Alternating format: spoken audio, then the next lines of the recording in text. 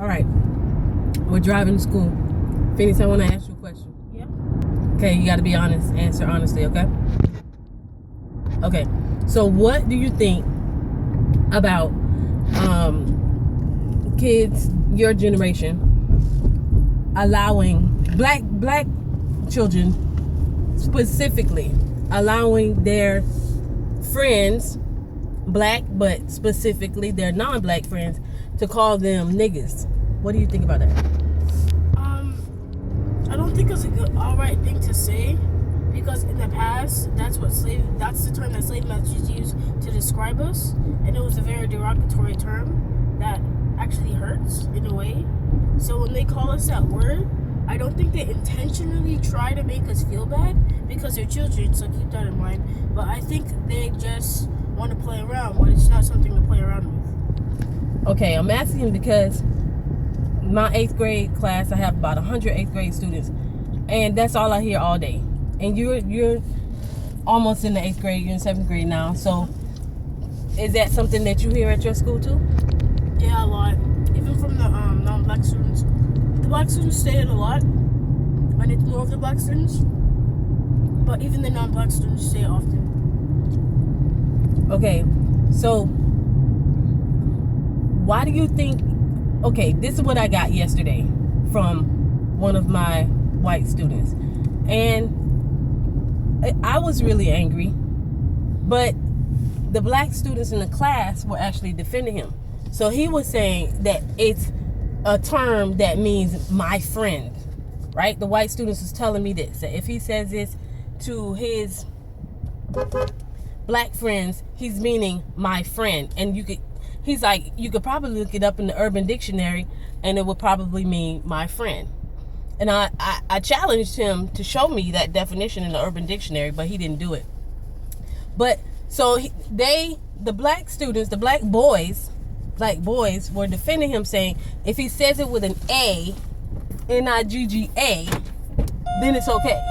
But if he says it with an E-R, then it's not okay. Why do you think that boys your age think that? I guess they don't know that the word means the same thing, because they're both the same word, just different spelling. That's kind of what I thought. Okay, last question. Why do you think that you have a different perspective? You're the same age, same generation,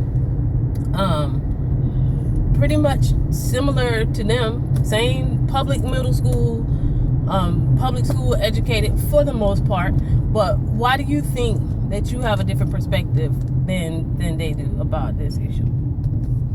Because I know more, because my mom is teaching me more. All right, last question. All right, best friend in the back seat. Best friend Dayon. Hey, best friend Dayon. Okay, so if best friend Dayon was to say, hey, Phoenix, what's up, my nigga? What would you tell best friend Dayon? Not Dayon would never say that, by the way. He's in the back laughing right now, because he would never say that. But if he did, what would you say to him?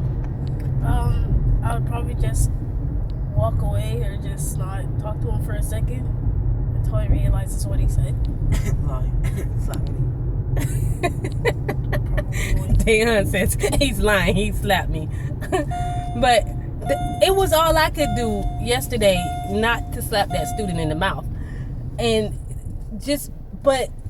what made it worse was that I had a classroom full of black boys who were supporting what he was saying. It makes it really hard to teach them anything. So, last word. What would you say to your peers, the guys who are just like you, the guys who were defending him in class? What would you say? I don't think you should defend him. I think you should just tell him what he's doing is wrong. I think you should tell him that what he's doing, he shouldn't be doing that, and then have him stop, because you should feel offended yourself. So you should tell him, oh, that's not something cool to say. Even if you change the spelling, it's not cool. Stop, and yeah, chill out. Okay, wait. One last thing. Yeah. Because when I turn off this phone, I'm going to turn on the radio. And when I turned off the radio, Fetty Wap was on. right? Yeah. So everything they listen to, and this is I think where they get it from, is the music. Everything they listen to is pretty much supporting what he's saying too. So my voice is really small because I got his peers supporting it. Every time you turn on the radio, supporting it. So it's really hard. So last word, and we out. Last word. About the music, like what do we do? Oh. How can I, as a teacher, say, don't do that, and I only have you 1 hour a day, but your cell phone and the music on your cell phone has you for the other 23 hours in a day, and it's telling you the opposite of what I'm telling you. So as you're listening to the song, there's the sound, there's the beat that you really like, and then that's what I listen to songs like that for. But after you listen to the song for a while, you start hearing the lyrics, you start understanding the lyrics, and they start coming easily to mind for you to sing, and you start memorizing them. So I think that's what makes students do what they do. They listen to the music, and then they memorize the words, but not on purpose. Okay, well, one educator trying to combat in 1 hour, trying to combat 23 hours, but we on our way to school, and wish us luck.